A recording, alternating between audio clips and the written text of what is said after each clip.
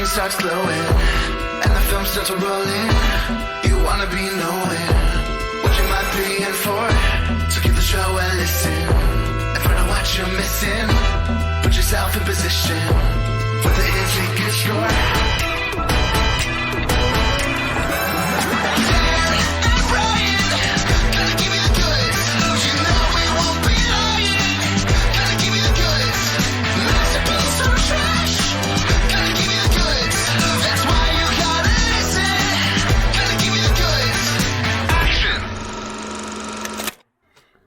Hi, everybody, and welcome to The Goods, a film podcast. This is Brian. Dan, you out there? Hey, Brian. I'm here. Awesome.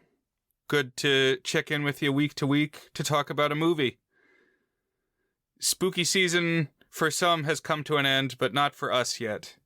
Because the movie that I tossed on as our selection is The Nightmare Before Christmas from 1993. So this is the 30th anniversary, believe it or not. And I was hesitant at first to go beyond the bounds of December, but Dan said, no, don't worry. This'll work. We can swing this because of the themes explored in the film. Now, you just said beyond the bounds of December. Did you mean October or did you mean December for this? Because I think that's worthy of discussion. Oh, I thought I said beyond the bounds of the month, but I guess I was thinking ahead. Also, sometimes I'm hesitant to assign a movie that everybody has seen, and I'm pretty sure everybody our age, at least, has probably seen this one, Dan. And what has been your experience with this movie? Well, it's really interesting that you say that, Brian, because this is one of those movies that was not a flop, but not a big hit on its release, but has subsequently become really iconic, just a standard that everyone knows. I saw a comparison somewhere that not quite to the same scale, but this is a little bit like The Wizard of Oz from 1939, where you just kind of assume everybody always knew the movie, you know? But even at the time, it was like a minor hit, you know, it wasn't the biggest deal. And I actually did not see this movie in its entirety until the pandemic, like 3 years ago or something like that. I had never seen it before, believe it or not. I had seen songs from it, clips from it, but I had not seen the whole thing.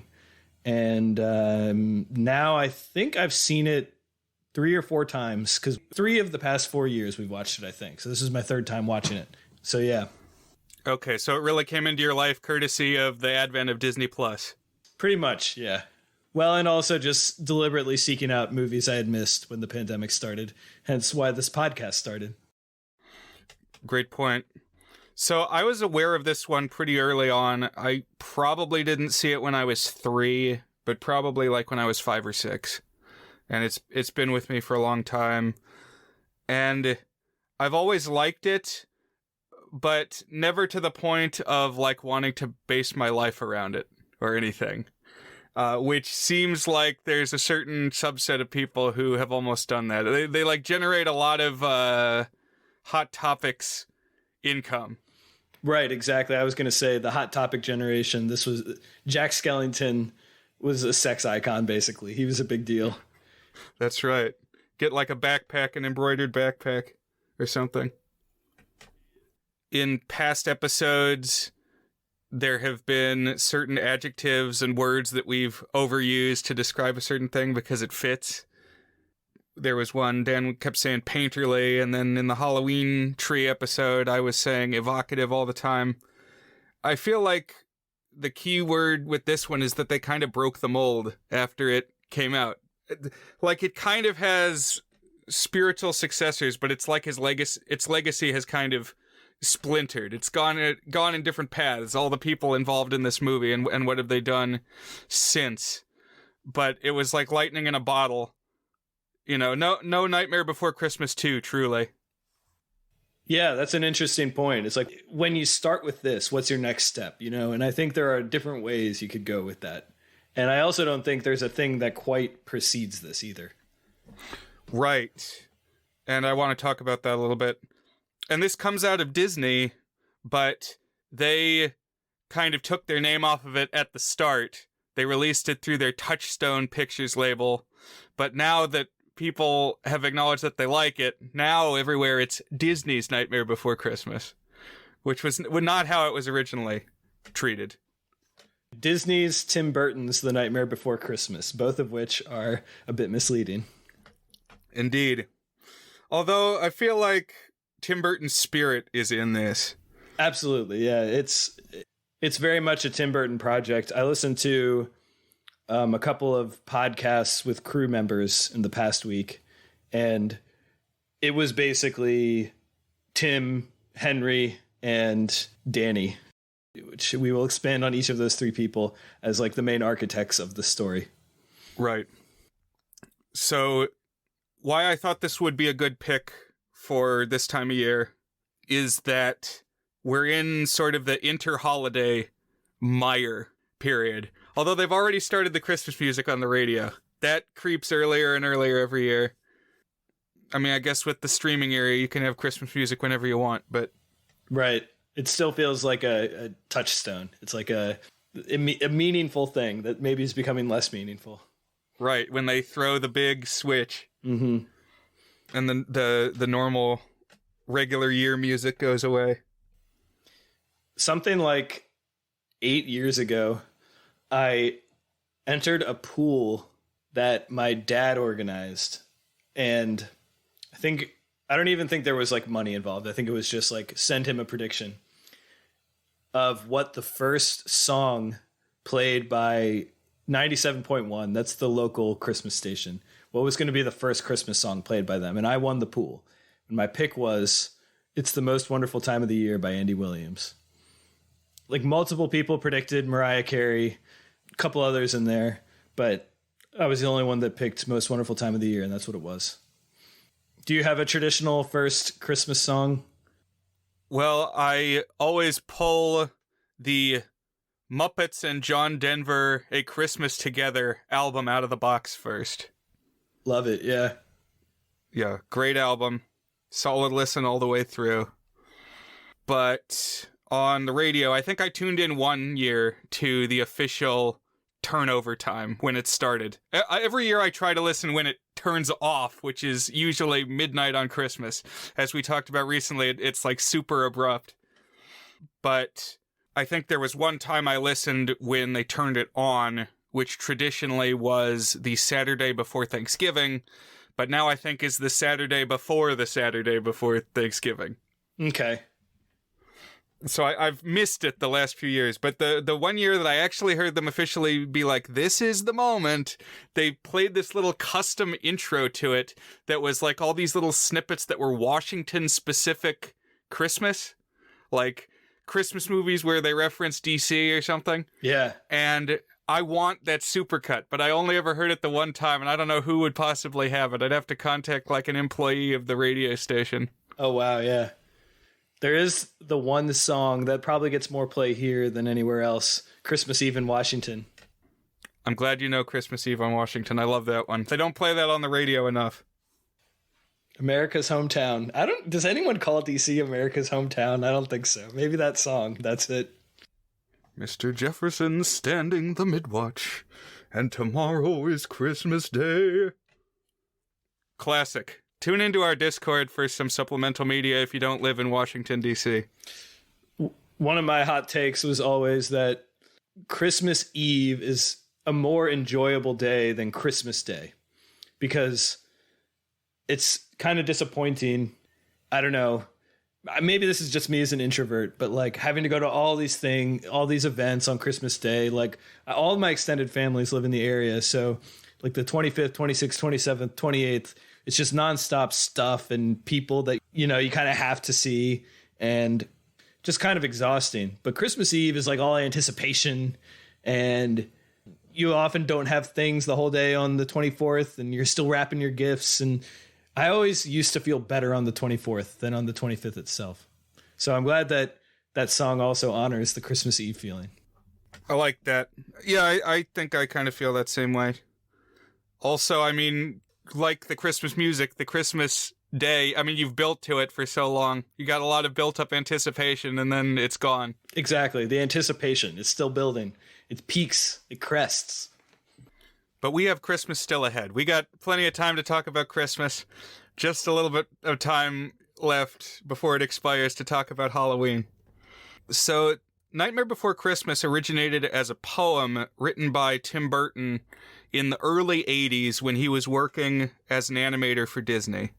And I guess he scribbled this thing out and put it in a drawer.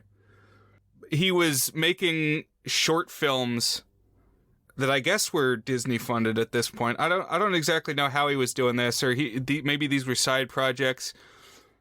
But one of them was Frankenweenie, which was a short film about a kid resurrecting his dog using Frankenstein methods.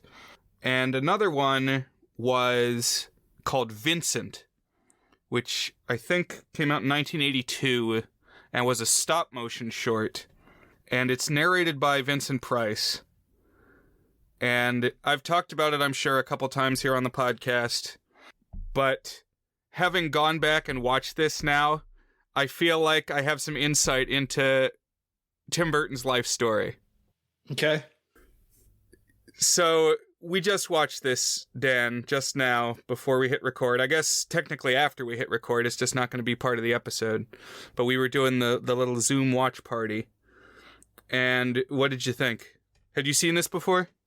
I'm pretty sure I'd seen it before, but I don't think I had seen it before when I really knew who Vincent Price was. I've now seen a couple of Vincent Price movies.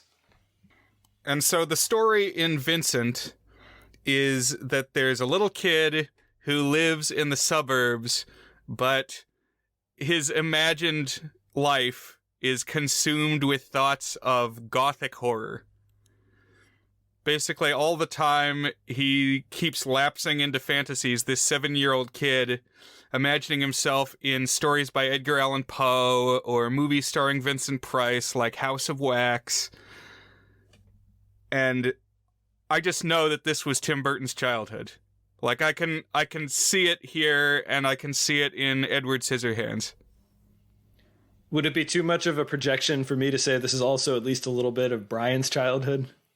Yes, that is also true. So, you guys know I've thrown on the Tim Burton movies hard and fast the last few months. I guess before that, about a year ago, we had Sleepy Hollow. But I do like Tim Burton. If there were a few more weeks to October, I would have had you watch Mars Attacks. I'll probably save that for next year. But broadly, I like his style. And I think his style is pretty much just bringing back German Expressionism. But it has a vibe, for sure. I think there's a little more to it than just that. That's a big piece of it. There's like a certain cartoonish garishness to the imagery, too, which is part of the reason I think Pee-wee was such a good fit, because he's got that cartoonishness to him. Great point. Because, I mean, there also is the clash of, like, suburbia and the tropes of suburbia, and, like, how that can be garish, too. Absolutely. And so, if you want the most autobiographical feature from him, I would say watch Edward Scissorhands. But Nightmare Before Christmas, though, carries on the tradition of the stop motion.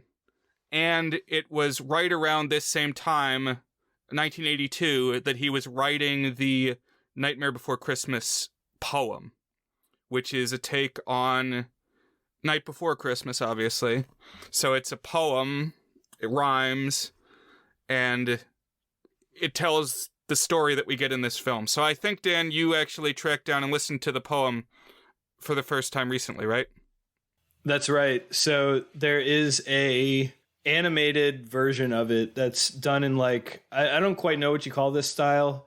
It's like paper doll animation style, where like it's mostly just pre-cut figures kind of moving around the screen and transforming just a little bit. So, you know, it's not like high budget animation or anything, but it kind of fits it pretty well. And honestly, I feel like I understood Nightmare Before Christmas better after I read the poem, because I could go from point A to point B which is easier from going from origin straight to point B to kind of fully understand the story. It's like I see how one thing built into another thing that built into another thing. And we can talk a little bit about that and like my thoughts on this story overall. But it's narrated by Christopher Lee. Oh, wow. Very cool. And I definitely recommend it. That is pretty cool. I heard it for the first time when I listened to the tribute album released officially through Disney, which is called Nightmare Revisited. And that might have been the 20th anniversary of the movie. But it's got covers of every song in the film, like even the instrumental stuff. They had different groups doing the instrumentals.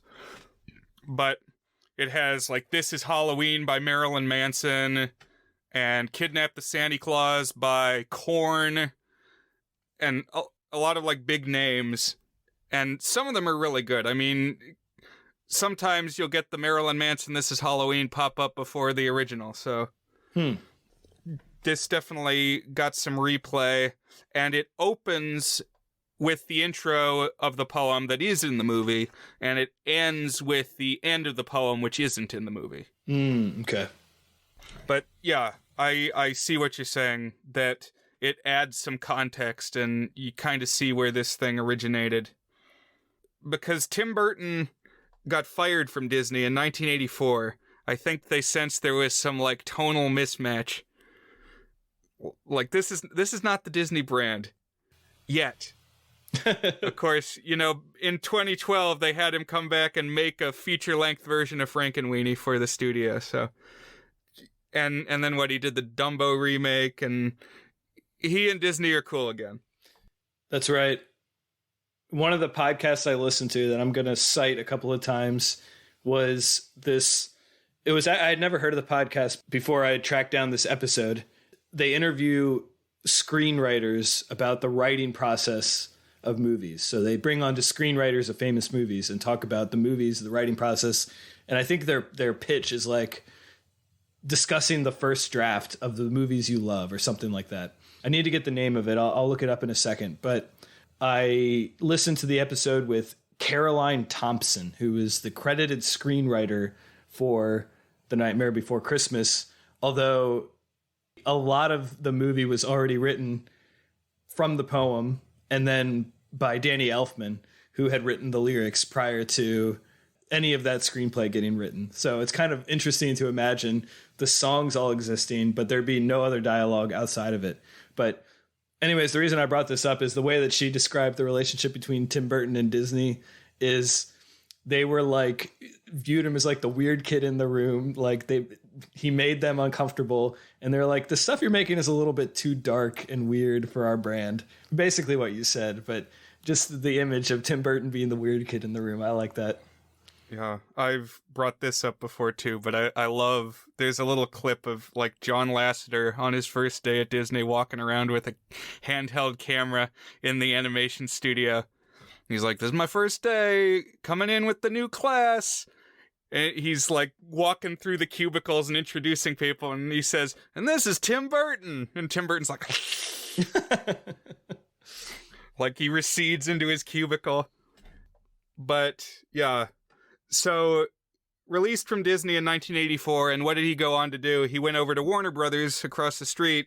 I think the Disney studio is a little more removed from the rest of them, but he went over to Warner Brothers, and he made Pee-wee's Big Adventure. And then, more notably, he made Beetlejuice right after that, and then the big one was Batman. Right, that was the big money maker. Right, but so he went over and was making big bucks for Warner Brothers, and Disney technically, I guess, owned the rights to Nightmare Before Christmas because he made this while in their employ, which to me sounds like Thomas Edison or something. Like a holdover from earlier pre-union practices, but I guess they owned it, and they're like, hey, you want to develop this? And so Tim Burton did work on it some, and I'd like to hear if you know much more about his involvement, because apparently he was at the same time directing Batman Returns, and so as much as people call this Tim Burton's Nightmare Before Christmas, he was signing off on things. He didn't have his hands on things all the time. And the director ended up being Henry Selick. And as you said, Danny Elfman also had a lot of involvement writing all the songs and providing the singing voice, singing the songs also. Right. I mean, honestly, it's almost more of a Danny Elfman movie than anything else. Like, I feel like you could go neck and neck with Danny Elfman's score and then the stop motion animation, which is Henry Selick kind of taking some of the imagery from Tim Burton on there. So Henry Selick has kind of become a brand name of his own for a while. I would say up until maybe like, I don't know, less than 10 years ago, about 10 years ago. The joke was that like Henry Selick was the underappreciated, unknown guy who was actually behind some of the great stop motion, particularly Nightmare Before Christmas, and wasn't getting his due. But he's had a string of well-regarded hits and a bit of a revival, just like in people recognizing him. Like he had a creepy stop motion movie come out last year. It was called like Wendell and Wild or something like that. I watched the first 15 minutes and it didn't hook me, but I'll probably catch up with it at some point. And then, of course, his masterpiece, other than potentially Nightmare Before Christmas, is Coraline from 2009. And I remember when Coraline came out, all the posters said, from the director of Nightmare Before Christmas, without saying his name. Yeah, it didn't say from Henry Selick. Yeah. They want you to think it's Tim Burton. I think at this point you could say by Henry Selick. You might still need to add some clarifiers, but I think his recognition has gone up.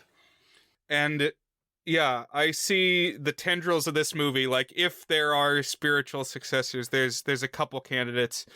Some of it in Coraline, some of it in Selick's film that followed up Nightmare Before Christmas, which was the James and the Giant Peach movie. But then another one is Corpse Bride, which I hadn't seen until just a couple days ago. That was the one I watched to do my research. And who made that? So that was directed by Tim Burton, actually. Okay. But Henry Selick was involved in the animation, and it was for Leica, but before Leica was making their own features. Oh, interesting. So it was like animation by Leica, but released by like Universal or something. That's probably wrong. It could have been Warner Brothers. I got to check. But that was in like 2006, and then Coraline was the first official Leica feature, which was 2009. Right, and that's Laika, Leica. They've done some of the most regarded stop-mo pictures of the last 20 years, last 15 years. Yeah, well, they're basically the only stop-motion studio, except like Aardman in England. And I was reading up on the history. Apparently, Leica is the modern-day incarnation of the old Will Vinton studio, which is the studio that did like the California Raisins and the Claymation Christmas. Oh, yeah. That's wild. It makes sense, yeah. That's funny.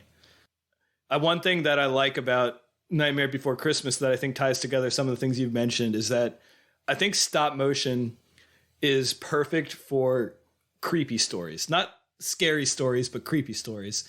Because there's a slight uncanniness to stop motion. And like a rigidity that feels just slightly inhuman that I think works so well for creepy stories. Coraline, Nightmare. I haven't seen Paranorman, but that people say the same thing about that. Yeah. I liked Paranorman. I thought of the 3 Halloween movies that came out in rapid succession in 2012 from animation studios, that was the best one. Second was Hotel Transylvania. Third was the Frankenweenie movie. Oh, you weren't a fan of Frankenweenie? It was fine. I think the short is better. Okay.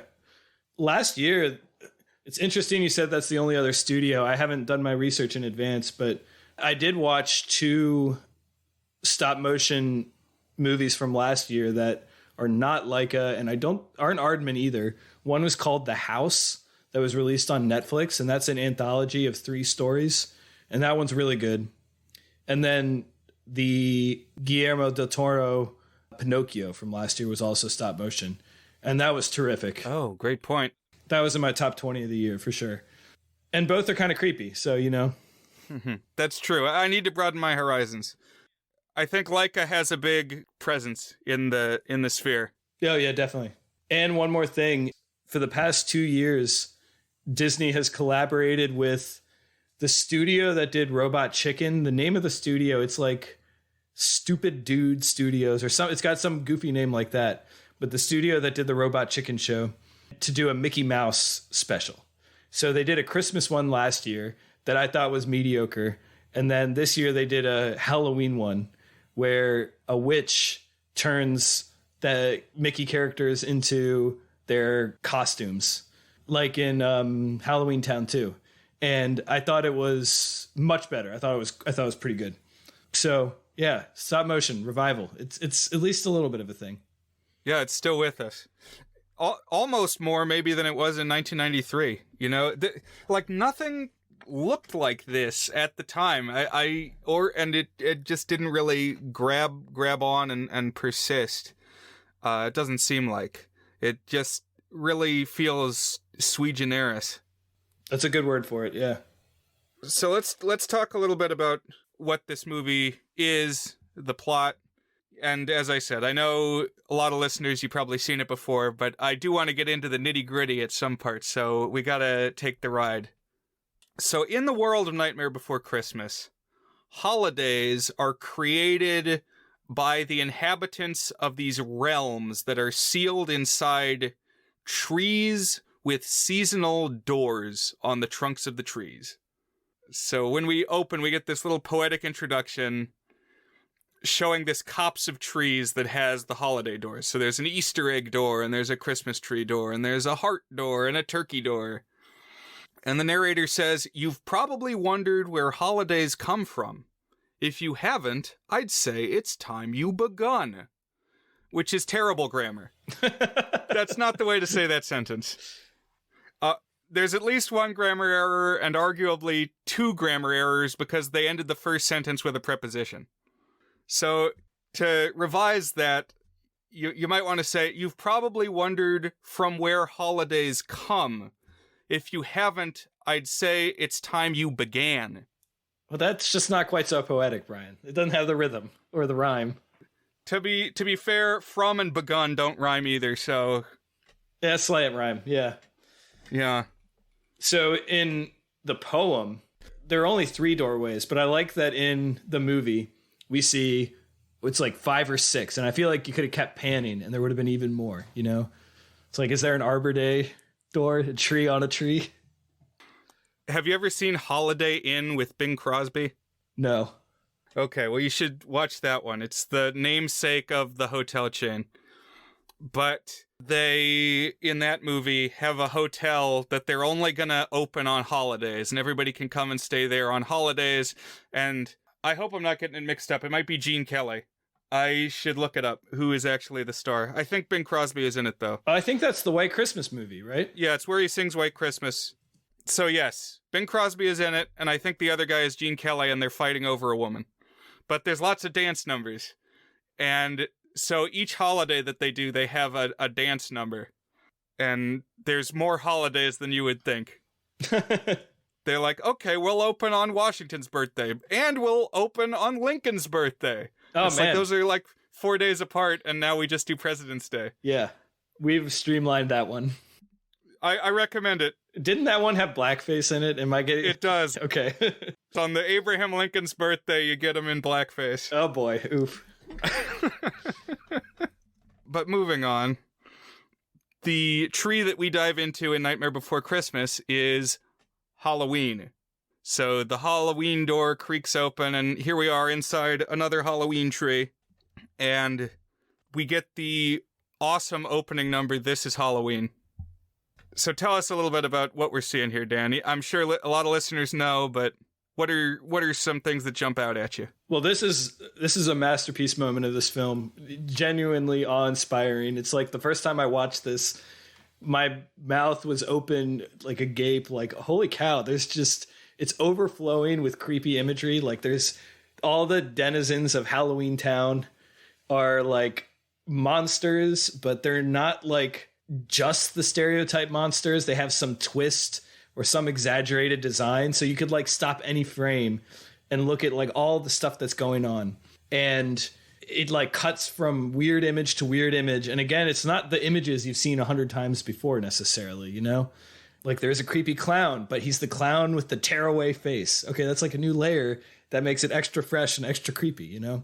And our introduction to Jack is, at first, he doesn't look like the Jack Skellington that we know. He's got like more stuff on and like a whole pumpkin on his head. He's like a scarecrow type, like a burning offering from some pagan festival or something. And he swallows a torch like a performer, and his whole body lights up. And then he dives into this bucket of green goo, and he emerges very slowly like Venus or something out of the water. And he's the Jack Skellington that we know. And it's absolutely terrific. Like torchlit, overflowing black, but just really cool kind of compositions and designs in it. Yeah, the design of this world is great. No right angles. Everything's either pointy or curvy, and really cool colors where there's, lots of blacks and grays, but orange, and there's the green slime coming out of the fountain. And it's a mix because there's like 2D animation in the works too, because there's like ghosts that come out that are little cartoon ghosts, and the camera keeps moving. It's like a big parade. Really neat. Great way to open the film. Do you have any, I'll say, minor creatures, so not one of like the main characters, that you always look for and you always latch on to? My favorite guy is the guy who has the 360-degree mouth. That was going to be my guess, is the mayor of Halloween Town. He's a good pick.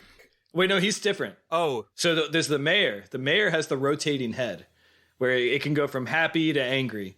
So what did you say? What part flips around? He has a 360-degree mouth. Oh. So like his teeth opens, but it like goes all the way around his head, and there's just like tissue in the middle when his mouth opens.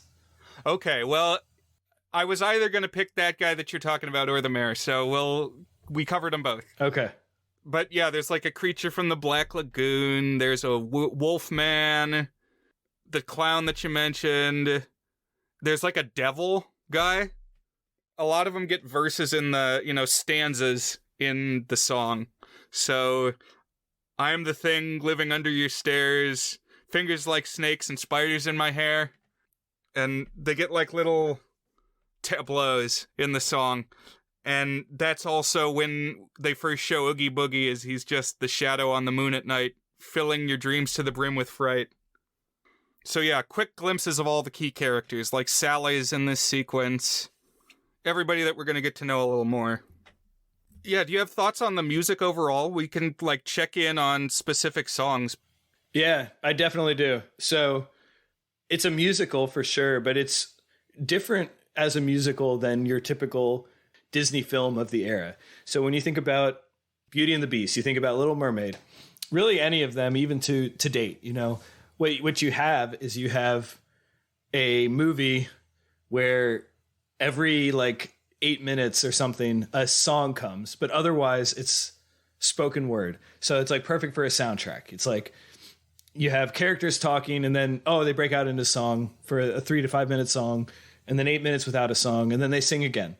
This is different. This is sung through, not 100% entirely, but I would have to guess more than 50%, maybe even like bordering on 3/4. It's just like nonstop singing along. And if I had to describe the format or name the format, I would call it probably a cantata, which is like a smaller opera where different parts are sung through, but like the sung through parts aren't designed to be like intensely tuneful. Like you're not going to remember exactly the way that he sings some of the lines in between, like in the sung part, the sung through part.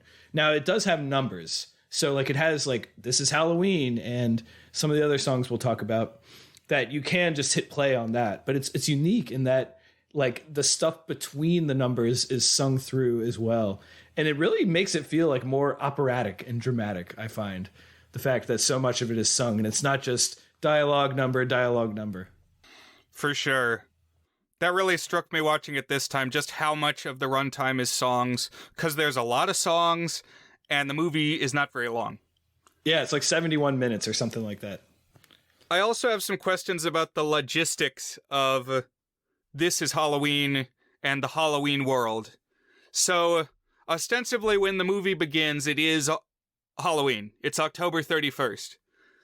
And so Jack Skellington, he's like the big celebrity of the town. He leads their performance, their production of this holiday, which Halloween Town produces or stage manages Halloween for the world.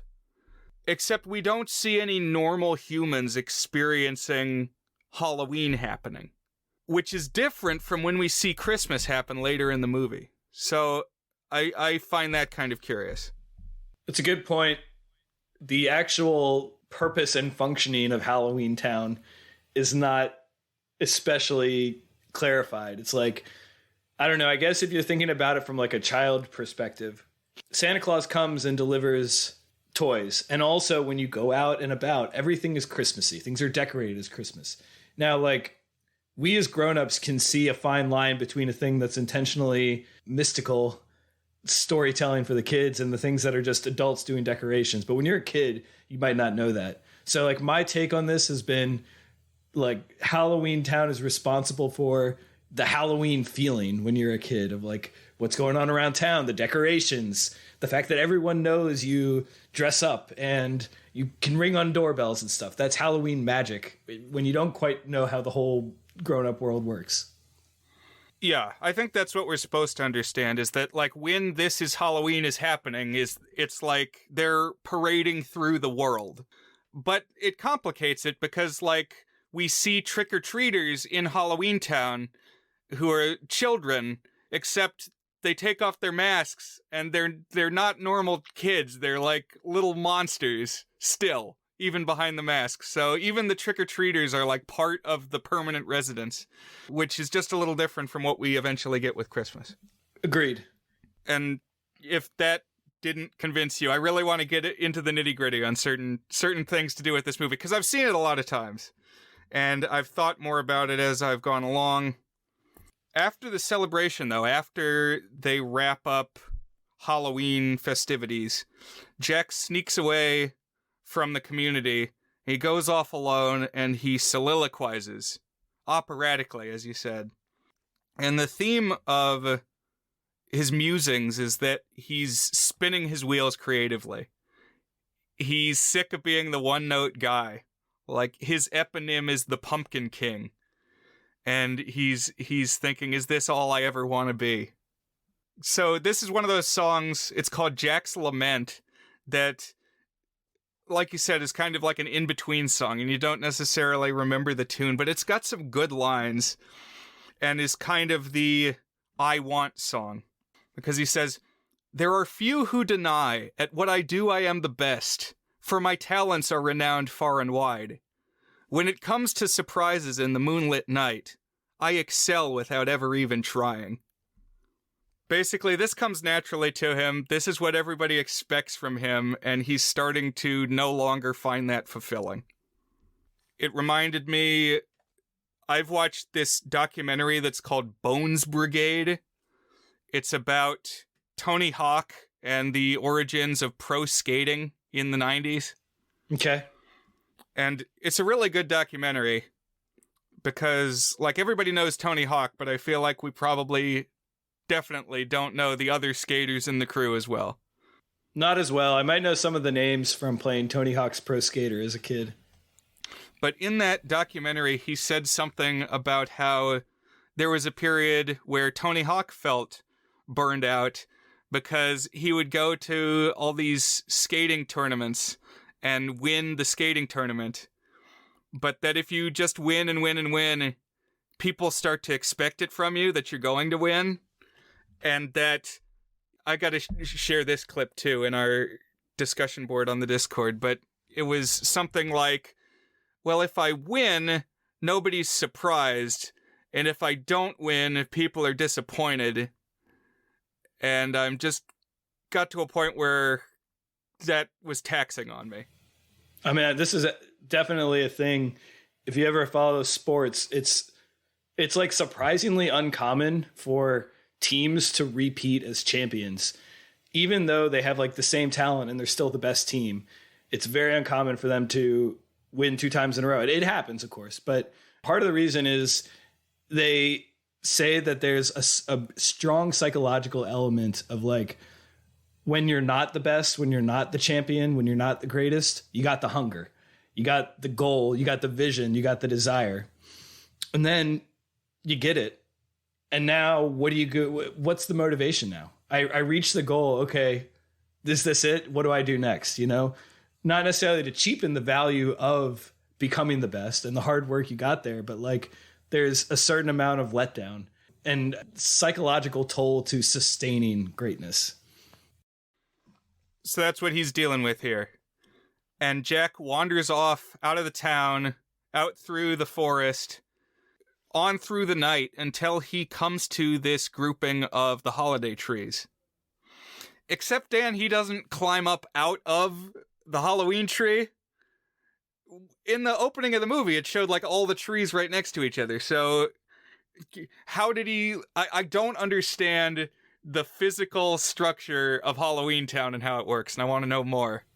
Right, because you'd think in Halloween Town, he steps out of Halloween Town. So like that's a door or a gateway or something. And then there's like a portal dimension or something. That's what I would think, is he'd have to come out of the tree. Yeah. But you're right. He just goes, I don't know, maybe it's like a train station situation or something like that. But then what do we see at the beginning kind of contradicts that. I don't know. But one more thing before we totally move past the Jack's Lament section is that has the really famous image of like the curled up mountain. It's against this huge moon that kind of provides like a backlight to him. And then it like it's curled and it uncurls into like a slope that he can walk down. And that's my favorite image in the whole movie. I think it's a terrific visual. It is really interesting. Visually compelling, extremely like Burton-y, and it's definitely the cover of the DVD that I have. I'm sure it's probably the poster. And yeah, that, I mean, even just the spiral hill before it does anything is evocative, and then you find out that it has this action that it can do, where it's like a weird octopus thing, and yeah, very creepy. Weird, animal-like, almost like a piece of coral or something. Or an anemone. But Jack is here by the holiday trees, and he's walking by the heart and the turkey and all of that, and he comes to the Christmas tree, which is ajar and sucks him into this portal dimension, as you said. And he falls down into Christmas Town. The whole rest of the movie is essentially the allegory of the cave. Where, are you familiar with the allegory of the cave, Dan? A little bit, but why don't you tell us about it, Brian? Okay, so the allegory of the cave, I think it was Plato. Any classics mages, if you want to correct me and say, no, it was really Socrates, go ahead and do so. But I think it was Plato. And he imagined a world in which people were chained down in a cave, and all they see all day is like scenes that are shadows of the world outside, because they're like chained facing the back wall. And so all the time they're seeing this like shadow play puppet show on the wall. And because that's all their senses are taking in, that's their reality. But what if somebody got out of the chains one day and they got outside the cave and they saw the real world and then were able to come back? Would the people in the cave even be able to understand the new things that the person who went out has perceived? This same plot is also in the book Flatland, if you've ever read that, which was a world of two-dimensional characters, and one gets picked up by a three-dimensional person and suddenly can see up and down and left and right, and then they get plopped back down into their flatland. But now Jack gets to experience an entirely different world. This mesmerizing Christmas verse. And then ultimately is going to struggle trying to spread the things he's learned or thinks he's learned to his friends and neighbors back home. So what's different in this Christmas space, Dan? Well, I think if you think of the Halloween aesthetic and you think of the Christmas aesthetic, you can kind of envision what the difference is. So first is the color scheme and the lighting. So instead of orange and black with green, you have blue with bright red and green lights. And the images are very different. It's like a North Pole type place with gently sloping mounds of snow and trains that are candy cane colored and a big Christmas tree in the middle of town. And it's almost like a punchline, because when you see it, you're like, okay, this is like the North Pole. This is like a Christmas town that you use to decorate your dining room table during Christmas season, or at least your grandma had one of these Christmas towns that would light up. And so now you're like, okay, this kind of recontextualizes Halloween Town, which like we don't really have that quite so much as a concept as like the Christmas Town. But you're like, okay, that's the Halloween version of the thing that we kind of understand already. At least that's how I kind of read it, because the Christmas imagery is just much more familiar. And I think that plays in with what you were saying about how like we kind of get the idea of Christmas magic much more than we get the idea of Halloween magic, at least like in a widespread cultural way, in terms of like, what is the magic being spread around the world? Right. So Halloween Town's like the Halloween North Pole, and Jack Skellington is the Santa. But now Jack is feeling a way to fill his need. He sees the wonders of Christmas Town. Yeah, there's snow. A great line from the song at this point is, there's people throwing snowballs instead of throwing heads. I like to imagine like a shrunken head fight in Halloween Town. So it's a paradigm shift. Jack sees an opportunity to go back and disrupt the way things are in Halloween Town. So he goes back to his home. He like takes a snowmobile from Christmas Town, and he's got all these sacks of Christmas trappings to proselytize to the people back home and share what he's learned as he's traveled outside the allegorical cave. So Jack throws this big town council town hall meeting where he's talking about what he's seen in Christmas Town. And this scene didn't really faze me early on watching this movie, but I find it like more important every time that I watch it. Because this is Jack's pitch deck. This is him trying to get his creative project greenlit. And I feel like it's pretty crucial. I think even more than that, or in addition to that, let's say, is this concept of like trying to explain a new paradigm to a very stodgy, stuck in their ways group, and the challenges of that. Definitely. So I think there's a couple ways that we can interpret the way Jack acts here and what ultimately happens as the story continues. But my read is that I think Jack genuinely gets Christmas. Like, I think in that moment, being in that space, he understood Christmas magic. Like, the warmth and the cheer. And what does Lucy say in the Peanuts Christmas? Fa la la la la and all that jazz? Or something. Right. And presents to pretty girls. Like, I think Jack understands the spirit, but he's getting frustrated when his friends can't understand what he sees in this vision. And so he ultimately shifts his pitch into terms that they do understand. Interesting. Like he gets to the part where he's talking about Santa Claus, and he describes him as like a monster.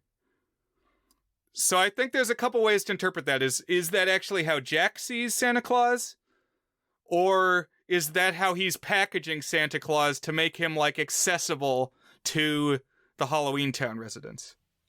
So I definitely feel more like, I think it's a little bit of both maybe, but I definitely feel like it's more how he's taking Christmas and squeezing it into his worldview. So he like kind of gets it, but he also like needs to filter it through Halloween creepiness. And it's not just like a show, like he's like, oh, I'll make it look Halloweeny so they get it. but that's kind of how he has to see it too.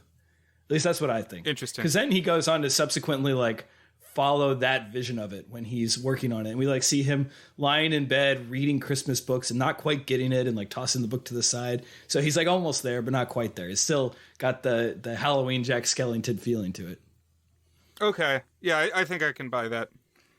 And so as I watch the movie over and over, you know, once every year or so, I wonder what's the moral that we should be taking away. This is interrogating themes of should an artist stay in his lane creatively? And so Dan and I have talked a few times, I don't know if it's been on the podcast or not, but like, should an artist be defined by their most characteristic work or the experimental work that they did where they kind of push the envelope? Is that them, or is the things that the masses know, is that the artist's persona? I have complicated feelings about this, and I feel like the movie is not entirely successful. I think where the movie falls apart is if you think about it too much in this lens, because to me, I don't quite get what the moral is, because it does kind of seem like if you're trying to like make it more thematic and allegorical, it's like exactly what you said. It's like Sally knows Jack is a dingus for trying to do Christmas. Like, no, dude, you don't do Christmas. You're going to screw it up. Don't do that. If you want to put a more generous reading on it, which we'll get there, towards the end, we do get a blend of the two in a positive way, but it's almost like a token, like, okay, you can have a little bit of Christmas spirit. One thing that unlocked for me when I was listening to the poem, watching the little animated clip of the poem, is the poem puts it in terms that make a lot more sense to me, which is that it works more as a parable about depression and like not connecting with happiness and like cheer in this world and like reaching out and trying to get that and making things messy, but still like ultimately being slightly better off for trying to bring some light to your world and the world of those around you, even if you make a big mess along the way. That to me is a little bit more of like a compelling through line, but it seems like, and I think a lot, I don't know this for sure, but I suspect that a lot of this came from Danny Elfman, and the way that he wrote the score is like really emphasizing the creative malaise aspect of it. And then kind of mashing that with the story about depression that was already there and like screwing things up. And when you kind of mash those together, to me, I don't know quite what to take away from it. I mean, I don't think you need to take anything away from it, because I think it's like a mood piece, and I think it works terrifically as a mood piece, but I don't like to think too much more about it because it doesn't quite click for me unless you like really want to bring in some extra film text or like read beyond it, because you could also read it as like a cultural appropriation type of tale, and like, how do you do that? I don't think that's what the movie is necessarily going for, and so I don't like to project too much of that. But I don't think it detracts overall from the feeling of the film. All great points. Yeah, I watched an interview with Danny Elfman, and he said something like, writing the songs for this movie was really easy because I just said the things I was thinking about. Makes sense, yeah. Like, yeah, this was just his thoughts on the creative process and feeling stymied. Feeling like he was in a rut.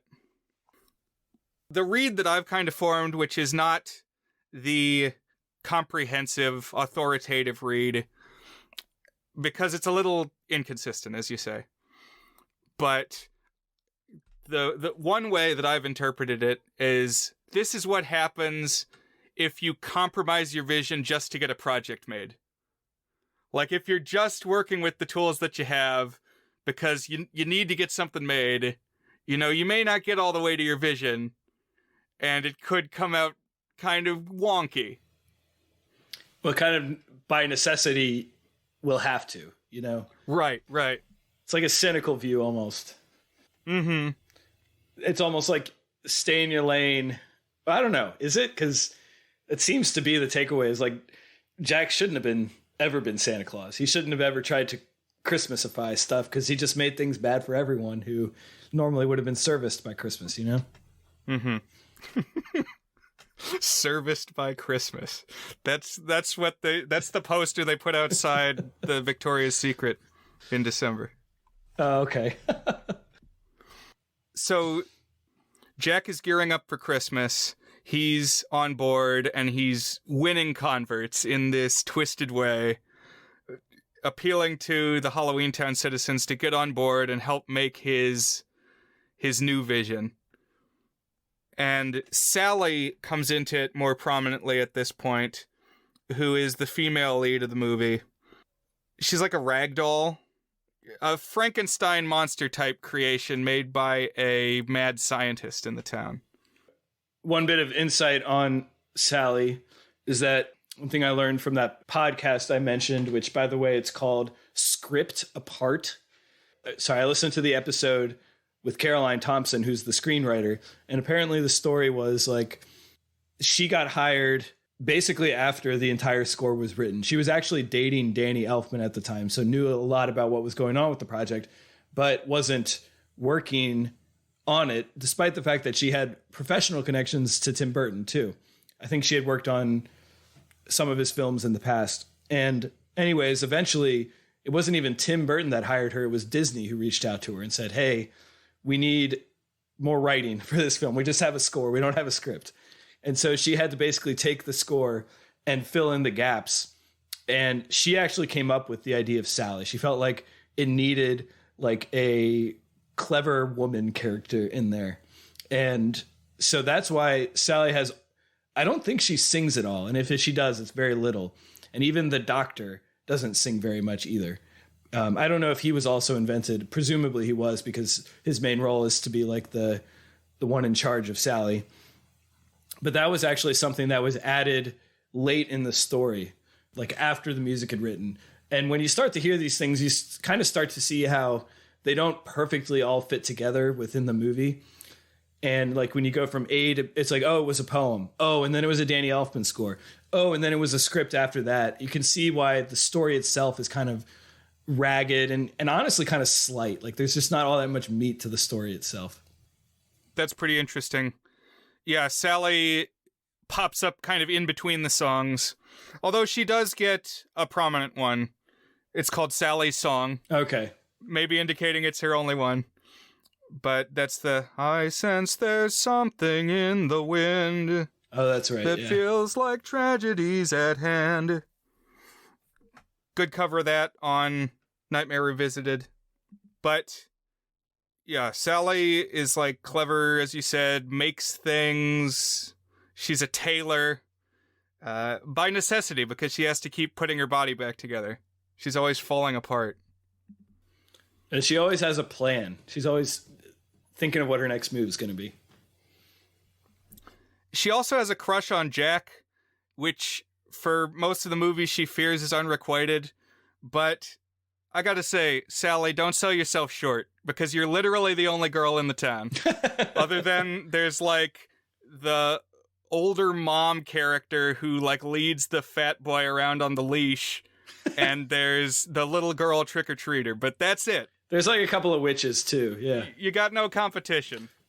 I listened to about half of the Blank Check podcast episode on this, and they opened the movie by saying, the reason this movie works is because Jack and Sally are both hot. That's why people like to watch this movie. Well, I think you could say that of a lot of movies, Dan. I think the Hollywood studio system exists because people want to watch hot people. Well, it's much more of a strange thing to say in Nightmare Before Christmas than like, I don't know, Ghosted featuring Ana de Armas or whatever. Yeah. I saw a clickbaity headline to the effect of, Disney wanted this major change to Jack Skellington. And then you click it and it says they wanted him to have eyeballs. And yeah, you know, most Disney characters have eyeballs. Harder to make an expressive character without them. Although he is able to like flex his sockets. So he can still make expressions, even though he's all bones. Mm-hmm. Another thing they said on that podcast, they were debating whether this was the boniest movie ever made. There any movie with more bones in it. Like, there's a lot of bones in this movie. There really is. What was their verdict? I don't see a whole lot of competition. Yeah, they said yes, but they were like talking about movies like The Bone Collector, which really doesn't have that many bones in it, or like the TV show Bones, which again, that's like I think is that the name of the character in Bones? I think so. Yeah, you'd watch that one expecting bones and you'd be disappointed. And of course you get some innuendos in there too. Mm-hmm. Well, they call him Bone Daddy at one point, which I think I've definitely heard reappropriated. That would be a good rapper name. Do you have, like, if you were a rapper, what your rapper name would be? Oh, man, I don't have one ready to go. I do think if you did, like, an Edgar Allan Poe rap album, you could call it Rapping at My Chamber Door. Oh, that's good. I like that. But what have you got? Mine would be Yucky Beans. That would be my rapper name. Is that something your kid came up with? Yeah, there was some rotting beans in a Tupperware in our fridge, and someone said they're the Yucky Beans. And I was like, "Oh, rapper name, calling it right now. That's mine. I got it." That almost feels like an old blues musician name. Okay, yeah, Blind Lemon Johnson or something. Yucky Beans walked out to the crossroads and sold his soul for the ability to play the guitar. To be the Bone Daddy, yeah. Jack sequesters himself away in a tower and studies all the Christmas stuff, as you said. He's got, like, holly berries under a microscope. And I like when he goes to cut the paper snowflake, and as much as he tries, it always comes out as like a spider web. Mm-hmm. Like, he can never quite get there. He can't ever quite replicate it. But while he's doing this intense cramming session and studying, he has an epiphany, which I guess he hadn't had already. Maybe he was just trying to bring some Christmas to Halloween Town, but now he decides, no, I'm going to take over the real deal full Christmas. I'm going to oust Santa, and I'm going to take his gig. So he recruits the trick-or-treater children, one of whom is played by Paul Rubens from Pee-wee. And he sends them out, he gives them the directions to the Christmas tree, and he says, go kidnap Santa Claus.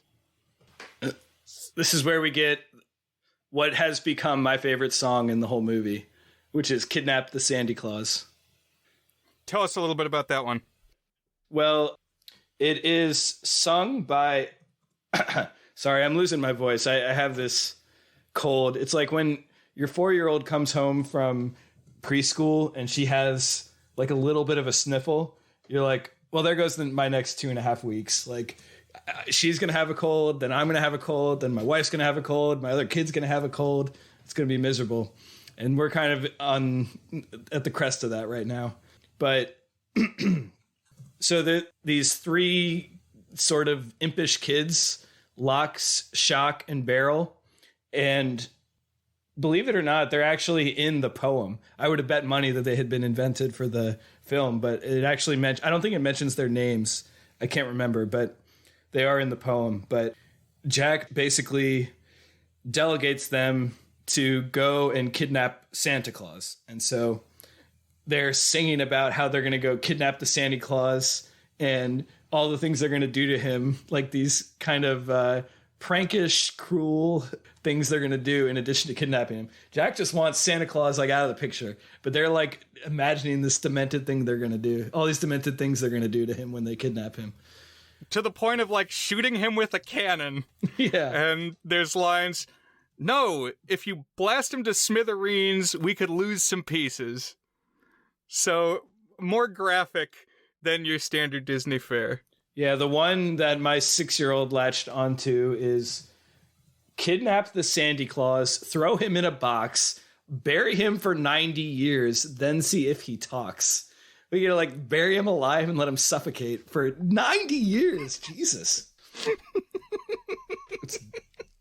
It's intense. I've also seen subsequently there have been some live covers of this song where the cast sang it, the original 3 actors, and then a version where it's Danny Elfman instead of Paul Rubens, I think. I believe the last performance that Paul Rubens ever did live was him, Weird Al, and Danny Elfman singing this song. Okay, that was it. You showed me that version, and then I had seen the version where it was the original 3 actors. It's a complicated song. There's a lot of, like, patter singing where they're describing these dense things that they're going to do. It's almost like a Wile E. Coyote cartoon being described. Like, hit him with an anvil. And it's a little bit more harmonically complex because it's like a trio and they're singing like different chords as they go along, but at like this really fast clip because you're like you said, it's patter style of like all of these describing these ridiculous things. And they're going along in this clawfoot bathtub that can walk, which is a cool vehicle. So, they go off and to get Santa Claus, get him out of the picture. Meanwhile, Jack leads the rest of the town in creating his vision of Christmas as best they can. And they sing a song called Making Christmas, which is one that I like a lot, where they've got this like assembly line and they're hammering together all these monster toys and making the sleigh out of a coffin and the skeleton reindeer. And it's like a very menacing Christmas carol. And they're going, making Christmas, na na na. And a highly mobile camera again, just flying through all these different scenes of all the things they're putting together. And Jack is like coaching them and encouraging them. Watching it this time reminded me of Ed Wood, which was the movie that Tim Burton made the next year, where you've got this visionary director who's coaching like people who he essentially just found on the street or whatever, not professionals, just his friends, and trying to get him through this creative project that maybe he doesn't even fully understand. That's a really good connection. And speaking of Ed Wood, I actually saw a ton of Ed Wood in Vincent. It's got a similar thing of someone who doesn't see the world the same way, but like with this really arch black and white visual style. Right, they're both in black and white. So certainly a through line to Tim Burton's work where it's like, oh, I see. I get it. You got this is your bill of fare. This is your usual modus operandi. And I like it. Broadly, I like it. The one Halloween Town resident who is reluctant is Sally. She has this vision of Jack going down in flames. It's the only time in the movie when she has a vision. If she has this ability, they probably should have established that or had her mention that she sometimes sees things. Yeah, it's a little undercooked, I agree. Yeah, what's kind of established is, okay, so she can make things and she can plan plans. And so then Jack comes to her, I need a Santa suit and you know how to make things, so you could do that. And it's like, okay, that's a setup and a payoff. Whereas I don't really feel like the vision that she has is in there organically. But she warns Jack, don't go and do this. Don't go to the theater, Lincoln. Don't get on the Titanic. But he's going to go ahead and do it anyway. He's going to make his Christmas and have it too. So the Halloween residents throw their Christmas plan into action, and Jack flies out into the human world to deliver the Santa gifts. And so now we're seeing real people. So again, it's like, well, how did he do Halloween before? Does he not go into the human world? I need to know. I'm never going to get an answer. Yeah, I think you're right. I think it's a byproduct of the weird mishmash of writing that led to the production of this. And the world building is not especially coherent. Jack is delivering the toys to the human children, and we get some pretty funny scenes. I like this little act of the movie where the kids are opening the terrifying toys, and there's like a monster wreath and a stalking snake. Just crazy visuals, and now everyone is panicking, and it's like on the nightly news that Christmas horrors are unfolding. It really struck me this time that he's like an inverse Grinch. It's like Grinch wants to make people angry And then he ultimately ends up making them happy by the end. Whereas Jack wants to make people happy, and he just ends up ruining their Christmas. There's a moment I really liked when Jack first goes to Christmastown, and he's sneaking around, like, experiencing the wonder and the merriment. But, like, just him being there is, like, creeping people out and throwing them off. Like, just being near him, even if they don't really realize that he's there, people are, like, breathing heavily and looking around like they know something's wrong. And it's completely unintentional on his part, but he just carries this air with him of he's the Halloween guy. Exactly. In Halloween Town, Sally tries to rescue Santa because the trick-or-treaters secretly work for the boogeyman, who is our villain, who is honestly doesn't have a whole lot of runtime on screen, but he has this lair like down underneath the town. It reminded me of The Princess and the Frog, one of the last hand-drawn animated Disney movies. The villain in that character has some similar aesthetic things, where it's like voodoo Southern vibes.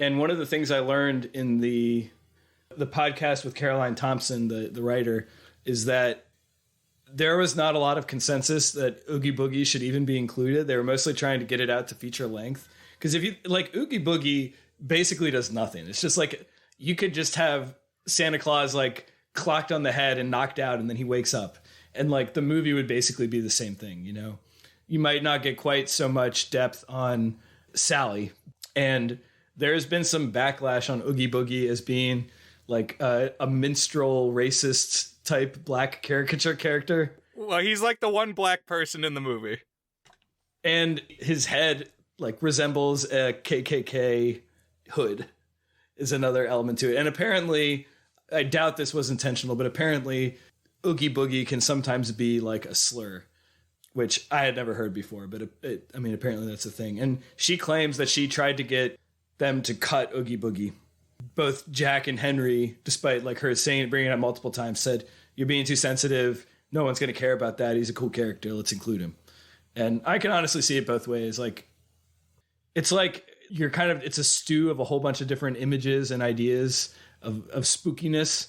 And I think like, yeah, you do kind of inadvertently get some racially touched stuff on the one character who's like the sloppy villain character, you know, and that kind of doesn't look well, but I don't think it's not like deliberately racist or pejorative or anything like that. Right. He's like pretty abstract. He's made out of a burlap sack. And the aesthetics of his lair are awesome because it's all black light suddenly. Everything is these fluorescent greens and oranges and purples illuminated with the black light. And just doing that in stop motion must have been so cool. Yeah, it looks really cool. I love those bright colors because like he's kind of, his color is like he's just a burlap sack looking guy. But when you have all these weird colors, and he in particular has like the sort of uncanny rigid movement that's just so fascinating to look at. And when you have these different lights with that movement on the kind of the textured but not colored surface, it just looks so awesome during this song. He's got Santa trapped down in this like casino, blacklight casino that he has. And Sally goes down to try to rescue Santa, but just ends up getting trapped herself. So then back in Jack's Christmas Gone Wrong, the military goes after him and literally shoots him out of the sky with a missile. And so he falls down in a fireball and lands crumpled, smoldering in a cemetery. And he basically has another soliloquy song where he says, "There's no place like home." He embraces his niche from before. He says, "That's right, I am the Pumpkin King." Which, the same thing as "There's no place like home." It feels like a little bit of a letdown. It's like, is that really our takeaway? I mean, it's a little different in Wizard of Oz because Oz is clearly like way cooler than Kansas. Here, I think there's pros and cons to both Christmas and Halloween. And I feel like that could have carried a little bit more in the writing. It's like there's a place for both of them. That could have been a takeaway. That's like Inside Out. You need happiness and sadness. You need dark decay, spooky holidays, and cheerful, bright, gift-giving holidays.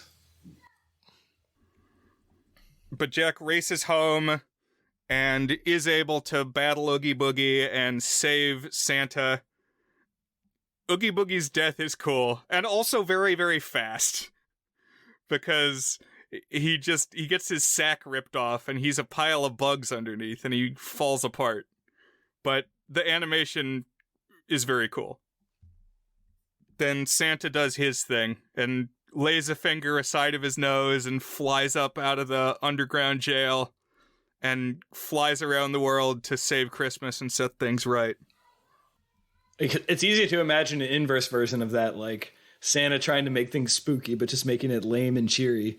And then in comes Jack Skellington, able to like make everything creepy and macabre on a moment's notice, you know? Right. This is their thing. And then Santa comes back from his mission to spread a little genuine Christmas joy in Halloween Town. And it's like, finally now the other inhabitants of the cave can see the light. And they finally like understand, oh, okay, this is how it is supposed to be.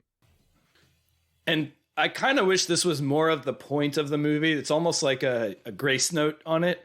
But like the fact that Jack ultimately did bring some Christmas cheer to Halloween Town and to the people around him is a really nice touch, I think. It's like he managed to stay true to himself and his community, but bring in a little bit of that which he experienced in the wider world with him. I like that idea. I feel like it's not quite as central. Like the more central thing is he screws up Christmas and realizes he should be back at home, you know? Mm-hmm. What I really liked about this moment, which is only like 30 seconds maybe on this watch, is that it has a little mini medley of reprises of tunes from earlier in the movie that are all kind of interwoven, including a major key version of This Is Halloween. It's like la la la la la la la la la la la la la la. Oh, interesting. And it mixes in several of the other tunes too. It's almost like at the end of Scrooge 1970 where you get all the dark anti-Scrooge songs, but now they're in like a positive key because he's a nice Scrooge now. Interesting. Man, this score is so good. It really is. And then the other final beat is Jack and Sally are a couple now, and they go make out on the creepy hill. Except now it's snow-covered, so it looks even more interesting. And that's The Nightmare Before Christmas, 30 years young. Bingo bongo. Oingo boingo. There you go. And a couple things before we get into is it good, is it bad? It's not bad. Don't worry, listeners. We'll hear what specifically we rate it. But I wanted to shout out two things that it made me think of watching it this time around.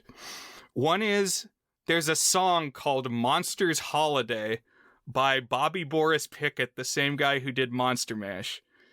He followed up Monster Mash with just a slew of shitty attempts to recapture that same box office magic. Like The Monster Swim and The Climate Mash in the early 2000s. But Monsters Holiday is essentially this. He's like doing Night Before Christmas, except monsters plan to kidnap Santa Claus, and then in the end, Santa comes and spreads the real Christmas cheer, and the monsters are like, oh, okay, this is what it's about. So when did that song come out? I think it was the late 60s. Okay. This says 1962. I just clicked something. Okay, so early 60s, but sometime in the 60s. I also wanted to pull in a quote from 7/27/1978, the Garfield spiel. Oh, perfect. Let's hear it. Where he says, "You can't fully immerse yourself. You don't have the light. You don't have the radiance, the radical light, the radically radiant light of truth and truth's belonging love and nature of light and loving truthful radiance." So what's the connection here, Brian? Well, that was the problem. The Halloween Town residents, they hadn't been brought into the light. They had to be brought into the light. The cat has their pipe, Dan. All right, so something we haven't really said explicitly. I mean, we kind of have. We've given it its due in some ways, but just the animation of this movie is like what makes it stand out. The overall style is not a way that you see in a whole lot of movies.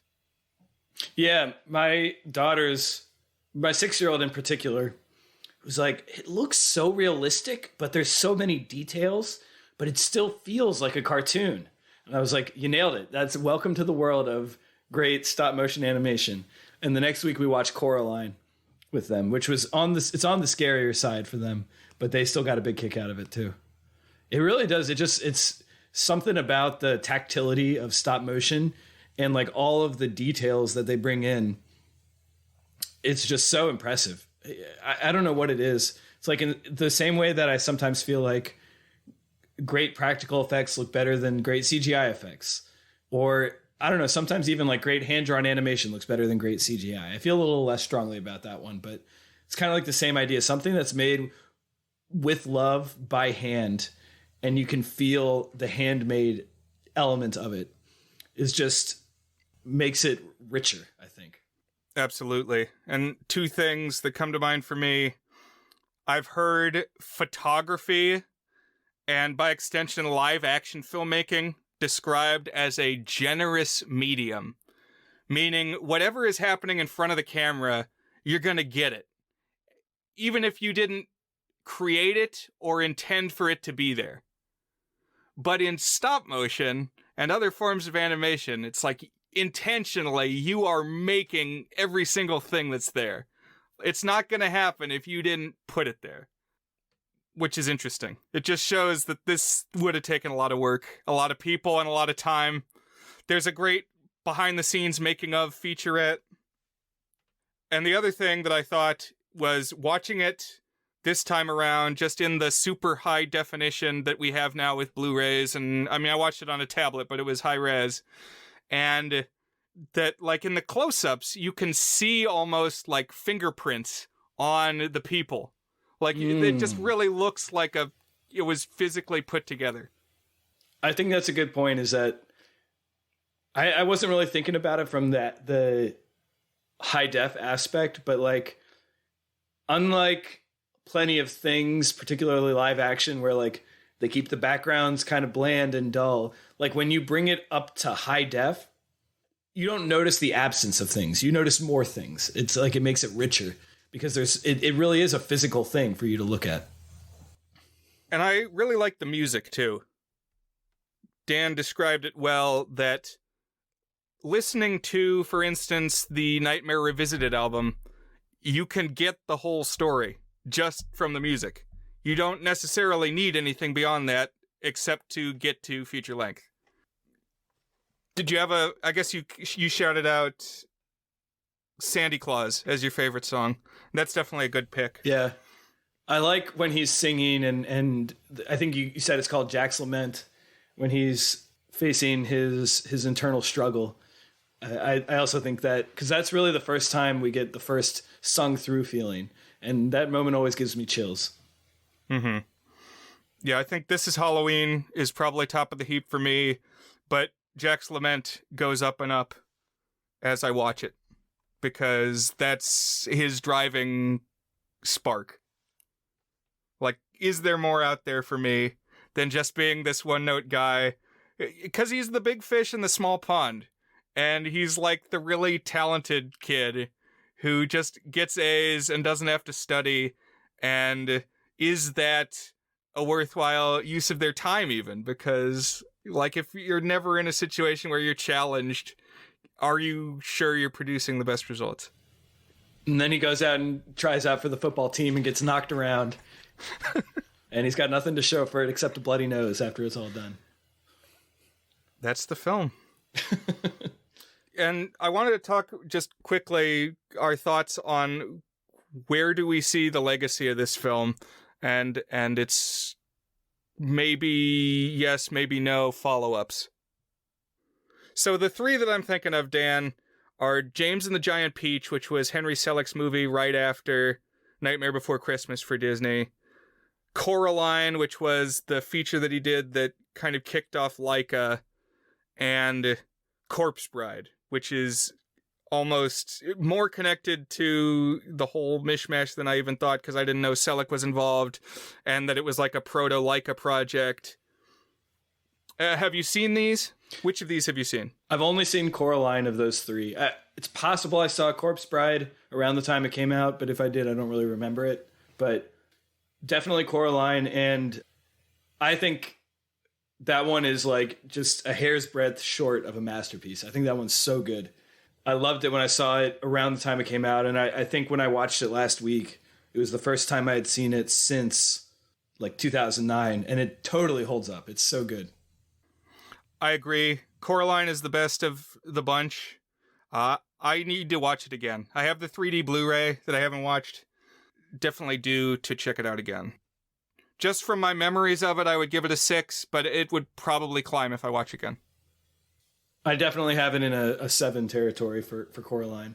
But I would say another aspect of the legacy of The Nightmare Before Christmas is that it has kind of become an emblem of like the creepy aesthetic that I think has become more acceptable since this film came out, more culturally understood. It's like goths, for example, like when they became a thing when we were in high school, Brian. That's exactly the wording I was going to use. It's our high school days. It's the mid 2000s. Suddenly there was this explosion of the Nightmare Before Christmas fandom and also goths. And that seemed to all be kind of intertangled. Like, I'm sure there were goths who didn't embrace it, and people embraced it who were maybe not goths, but it was like a bubble in time. It was...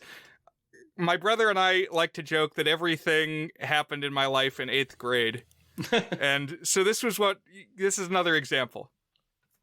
And I think in general now, like, I don't know, maybe I've just like connected with it more. It very well could just be like a personal perspective, but like compared to when I was a kid and even when I was like, I don't know, in middle school, the leaning into spooky season and creepiness is much more just prominent, I think. You see it more places and there's more of a cult around it. Some people have described this as like a cult hit. And to me, it's kind of like Big Lebowski, where you probably could have called it a cult hit at one point, but now it's like everybody just knows it's good. That's like all it is, you know? It's just a good movie. Right. It's out there. It's suffused the culture. It's a known good thing. So what does Abraham Lincoln say? It is beyond our power to add or detract by what we say here. We cannot consecrate, we cannot hallow The Nightmare Before Christmas. I also wanted to briefly talk about these other two, though. So, James and the Giant Peach, I haven't seen in a long time. It's really weird. It's a mostly live action, or there's a lot of live action anyway, and the stop motion is like intercut. It's kind of like the Page Master in the sense that a kid starts as real and then something happens to him and he's in this animated realm. Oh, interesting. I thought it was all stop motion. I didn't know that. No, a lot of it is live action. And it's an adaptation of a Roald Dahl story. But the Jack Skellington puppet, like the actual puppet itself, shows up in the movie and has like a scene. It's like cool. One of the obstacles that they encounter is Jack Skellington is like a skeleton pirate that they have to get away from. So it's visually it's similar. I would have to watch it again, but I don't remember it being a must-see. I'd probably give that one like a 4. I have never seen it. I'd definitely check it out, though, at some point. And then just in the last couple days, I watched Corpse Bride, which is, marketed as Tim Burton ''S Corpse Bride on the poster. And in some ways, it's like Nightmare Before Christmas. I mean, it's got music, people singing, and I think the songs are by Danny Elfman, but it just doesn't have the magic. It's just not...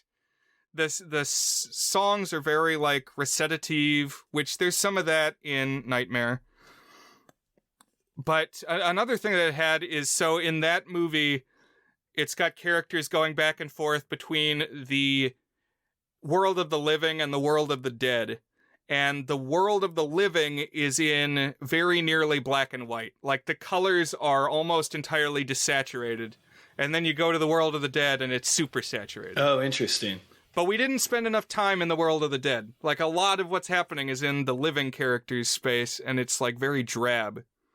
But I thought Johnny Depp was good in it. He played the main guy, of course. And then one of the love interests, the corpse that he finds himself married to, is Helena Bonham Carter. And if you go on Letterboxd, all the top comments are, "Oh, Emily got cheated. That's the corpse bride. Like, he should have stayed with Emily." And it's like, now, not to encourage necrophilia, but ... I liked Victoria better. I liked the girl who was alive, just for the record.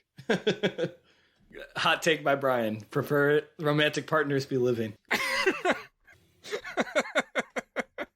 But the animation was really cool, and the character design was creepy. Like, Emily has, like, one of her legs, the bones are out, and her skin is around her ankle like a loose stocking. It's really ooky. And, like, you can see through one of her cheeks, like, so when she makes expressions, you can see the teeth inside there. So I guess what that one has going for it was actually directed by Tim Burton right around the same time as, like, Sweeney Todd.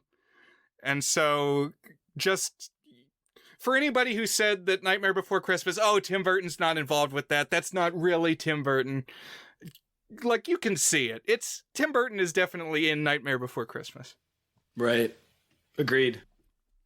So, Dan, did you have anything else you wanted to say, or are you ready to dig into whether or not this movie is good? I think I'm ready to rate. So, Is It Good is our signature section where we each give the movie a rating on our 8-point goodness scale, ranging from very not good, a 1 out of 8, to our masterpiece rating, toward a good, which is an 8 out of 8. So I will go first. Is Tim Burton's The Nightmare Before Christmas, directed by Henry Selick, from 1993, scored by Danny Elfman, good? This is a little bit of a head and a heart scenario.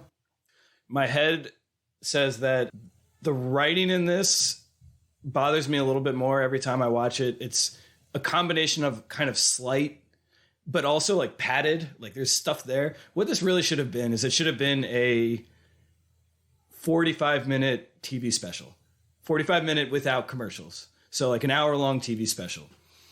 Because then you could have had really focused the story a little bit more, cut out some of the fat, focused on the best parts of the story, which I think is kind of the opening, and then some of the fun of the apocalyptic ending.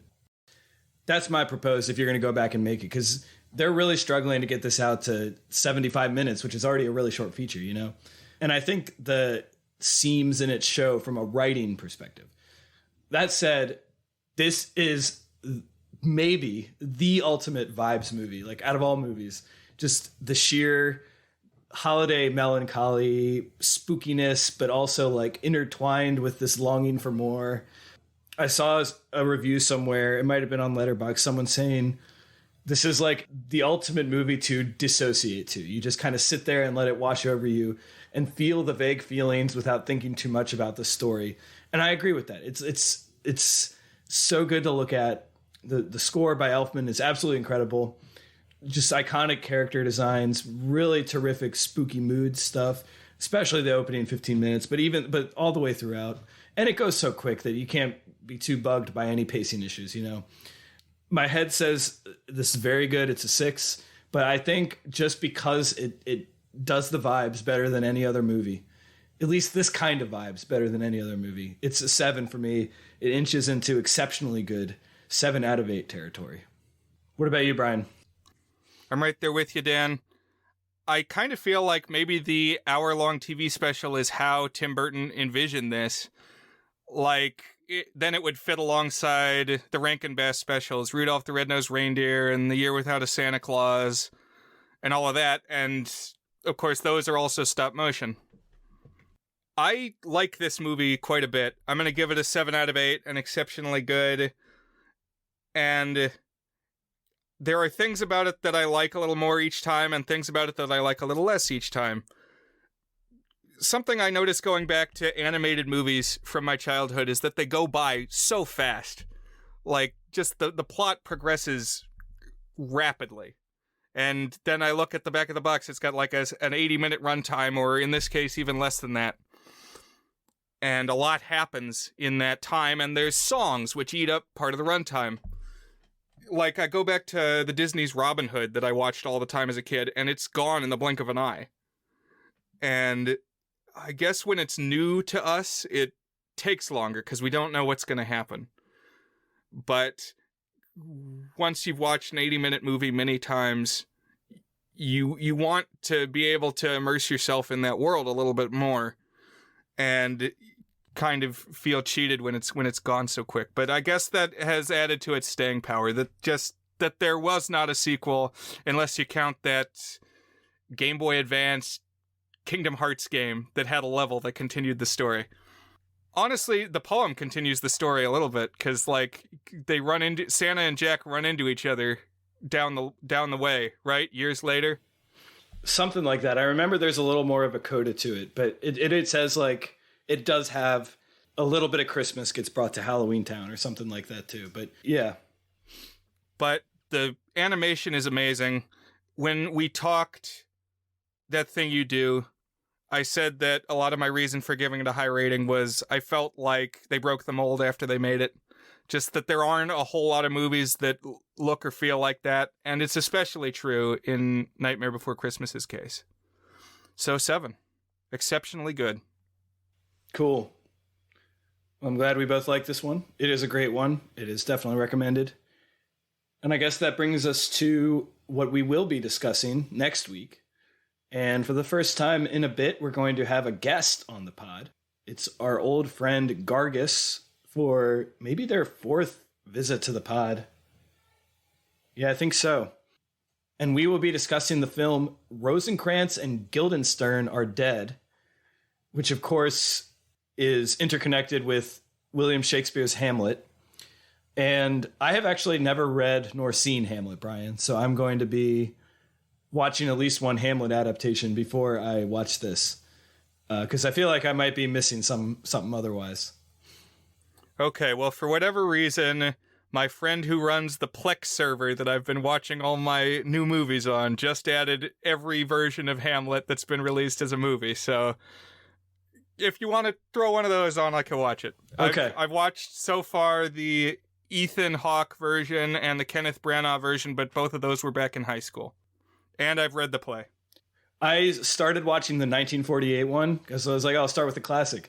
Little did I know Laurence Olivier cut out Rosencrantz and Guildenstern from that. So I don't actually have an introduction to those characters. But I'll probably finish that. And if I can stomach it before we record, I'll watch the Branagh version too. Because that's like 4.5 hours or something like that. It's the entire text. But I'm sure we'll talk a little bit about Hamlet with Gargus. So this should be interesting. Okay.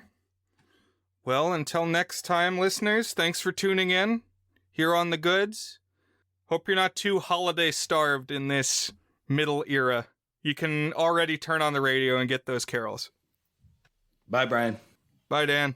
Bye, listeners.